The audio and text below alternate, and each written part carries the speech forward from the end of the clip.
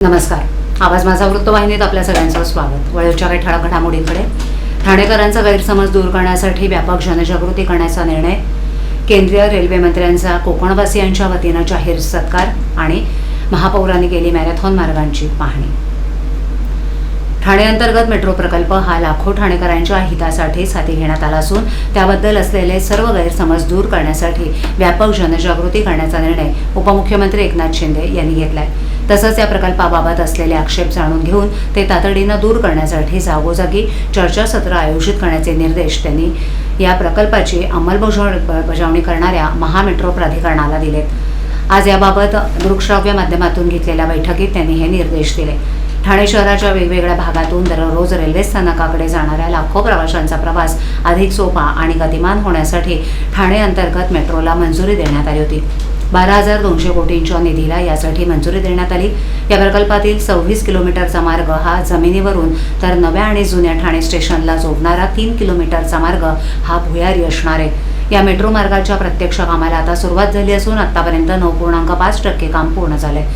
तर metro station आणि casting यार्डचं काम प्रगतीपथावर आहे. ही मेट्रो रायलादेवी इथे मेट्रो मार्ग 4ला तर बाळकुम नाका इथे मेट्रो मार्ग 5ला जोडली जाणार आहे. त्यामुळे शहरातील वेगवेगळ्या भागातून जुन्या आणि प्रस्तावित असलेल्या नवीन ठाणे स्टेशनकडे येणं अधिक सोपं होणार असून नागरिकांची वाहतूक कोंडीतून मुक्तता होणार आहे.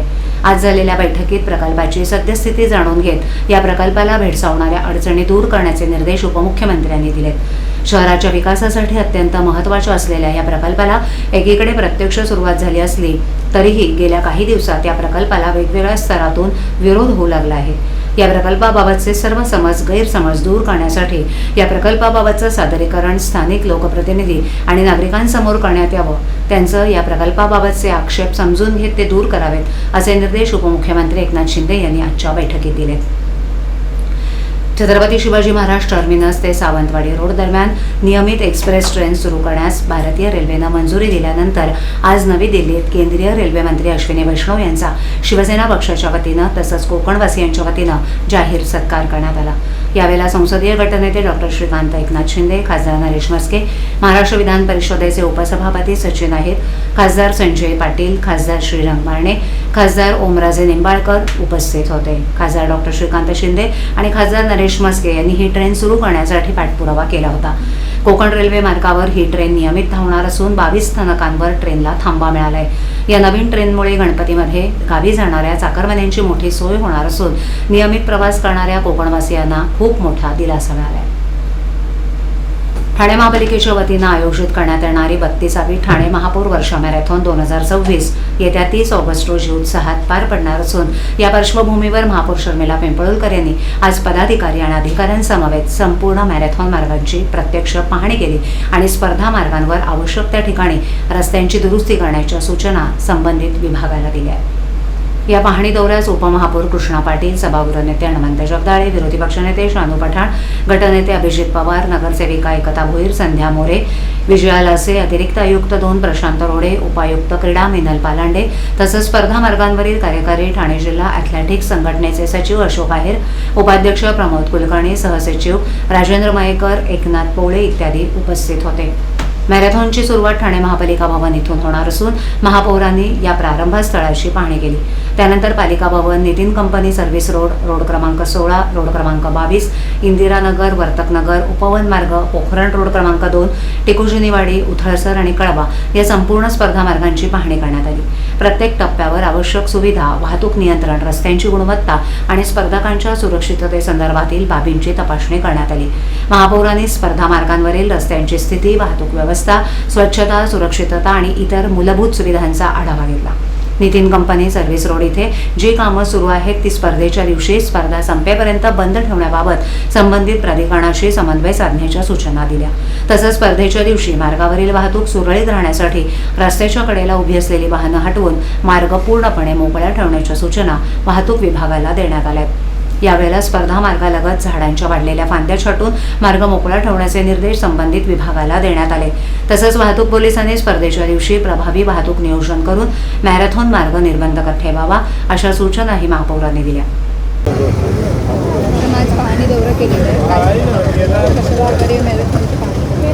सर्वांना माझा नमस्कार. ठाणे शहरामध्ये मॅरेथॉन स्पर्धा ही घेतली जाते ठाणे महानगरपालिकेच्या माध्यमातून। ही 32वी मॅरेथॉन स्पर्धा आहे। आज 7 वर्षाने पुन्हा एकदा ठाणे शहरामध्ये ही मॅरेथॉन स्पर्धा धावणार आहे। खेळाडूंना एक आव्हानात्मक खरं तर आहे। बरेच खेळाडूंचे महापौर म्हणून मला फोन आलेले आहेत की मॅडम खूप तुमचे आभार की ही स्पर्धा तुम्ही ठाणे शहरात पुन्हा एकदा घेताय। आज पाहणी दौरा या संदर्भात ठेवलेला आहे की खेळाडूंची सुरक्षा, त्यांना पिण्याच्या पाण्याची सुरक्षा, रस्ते व्यवस्थित आहेत की नाही, ट्रॅफिक पोलीस हे व्यवस्थित आहेत की नाही, यांचा सगळ्यांचा पाहणी दौरा आज इथे केलेला आहे। काही ठिकाणी MMRDची कामं चालू आहेत, त्यांनाही आपण बैठक त्यांची आपण घेणारच आहोत, कारण काही ठिकाणी मला व्यवस्थित असे रस्ते दिसले नाही आहे, तर ती सुरक्षा पण व्यवस्था केली गेली पाहिजे। या संदर्भात आपण त्यांच्याबरोबर बसणार आहोत आणि खूप उत्तम आणि चांगल्या पद्धतीने ही वर्षा मॅरेथॉन संपन्न होईल। ठाणे महाराष्ट्र राज्याचे लाडके उपमुख्यमंत्री एकनाथजी शिंदे साहेब यांच्या मार्गदर्शनाखाली गेली 32 वर्ष ही मॅरेथॉन स्पर्धा सतत चालू असते आणि यापुढेही ती त्याच पद्धतीने खूप उत्तम आणि चांगल्या पद्धतीने चालू राहील। कशा प्रकारे रूपरेषा असणार? मला वाटतं ठाणे महानगरपालिकेच्या इथूनच खरं तर ही धावपटून चालू होते आणि कळवा इथून येऊन पुन्हा ठाणे महानगरपालिकेच्या इथेच संपते। किती प्रमाणात रजिस्ट्रेशन वगैरे झालेलं आहे? रजिस्ट्रेशनचं प्रमाण चालू आहे, बऱ्यापैकी रजिस्ट्रेशन झालेले आहेत। अजून महिना बाकी आहे आपल्याला। मला वाटतं 25 ऑगस्टपर्यंत लास्ट कालावधी आहे आणि फॉर्म मोठ्या प्रमाणात भरले जात आहेत। 21 किलोमीटर ही सगळ्यात मोठी किलोमीटरची ही आहे। त्याच्यानंतर वृद्धांसाठी सुद्धा 1 किलोमीटरपर्यंत धावण्याची हे आहे, स्पर्धा आहे। लोकांना काय आव्हान? लोकांना हेच आवाहन करेल की ठाणे शहरामध्ये अनेक प्रकारच्या भारतीय संस्कृती खरं तर जपण्याचा हा एक माध्यम आहे आणि ठाणे महानगरपालिकेने तो जपलेला आहे।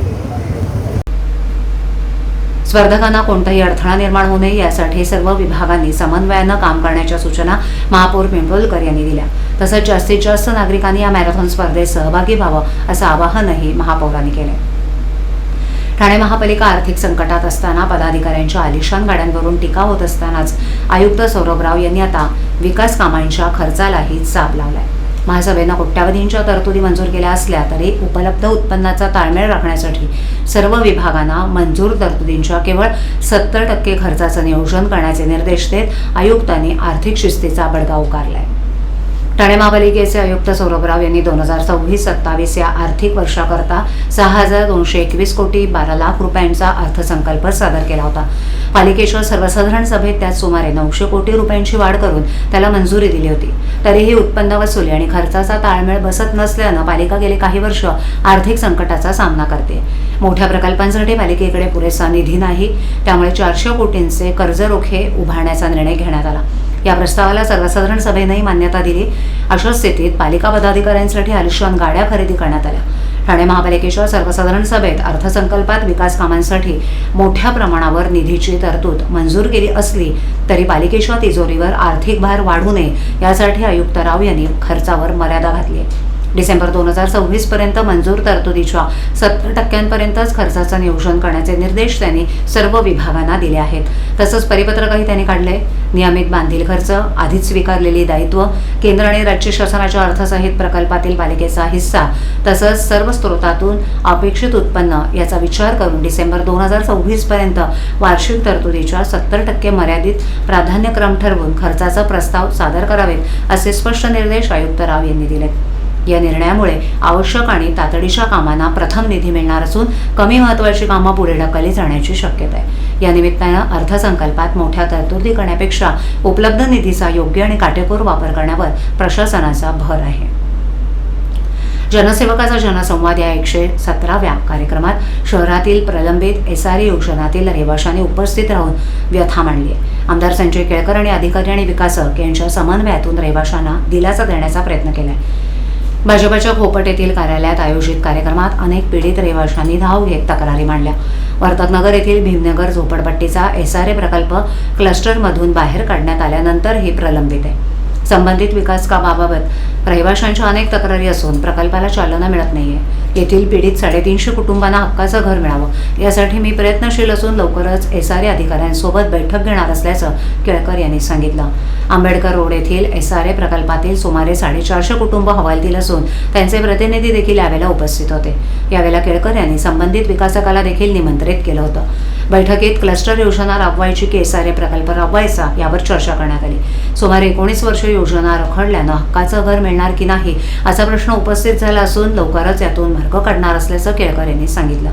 यावेळेला कापूरबवडी येथील काळेधारकांनी देखील उपस्थित राहून व्यथा मांडली.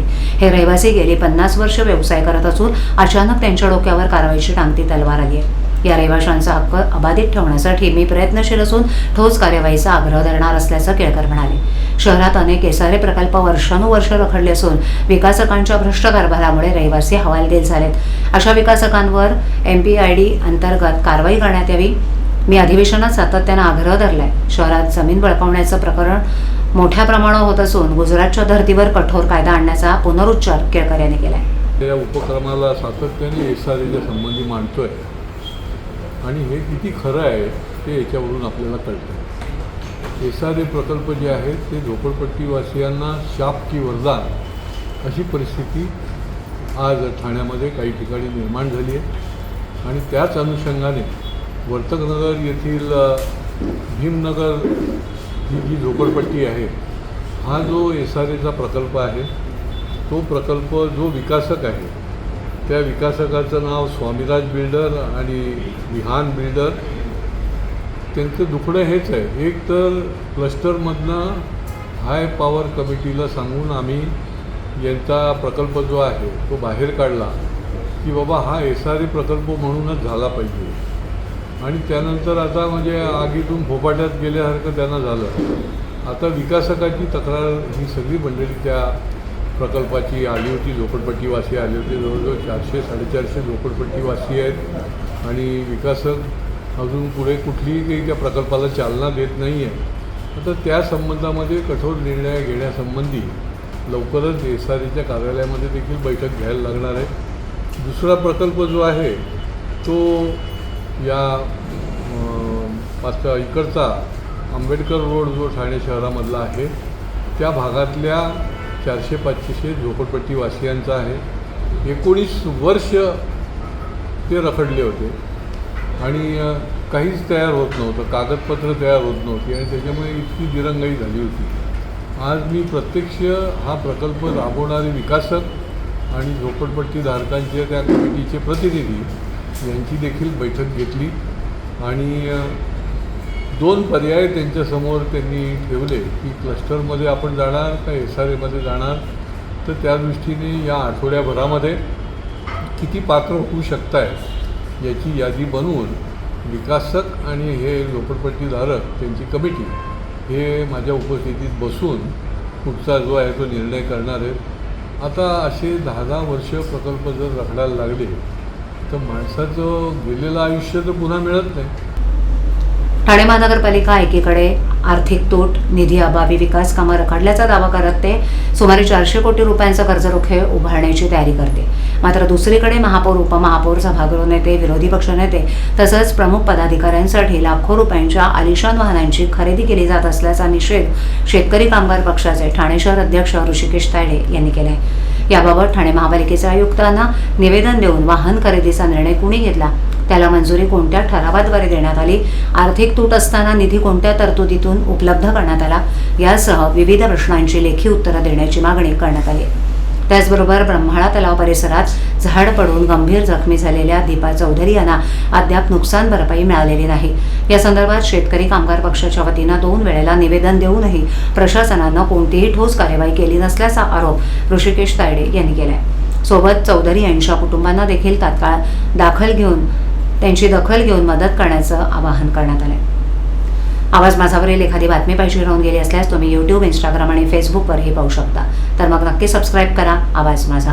आजच्या ठळक घडामोडी शेवटी पुन्हा एकदा आपल्या विभागातील काही सूचना अथवा समस्या असल्यास त्या आमच्यापर्यंत जरूर पोहोचवा. आम्ही तुमचा आवाज नागरिकांपर्यंत नक्की पोहोचवू. तर मग पुन्हा भेटू याच ठिकाणी काही नवीन घडामोडींसह. आवाज माझा वृत्तवाहिनी. तोपर्यंत नमस्कार.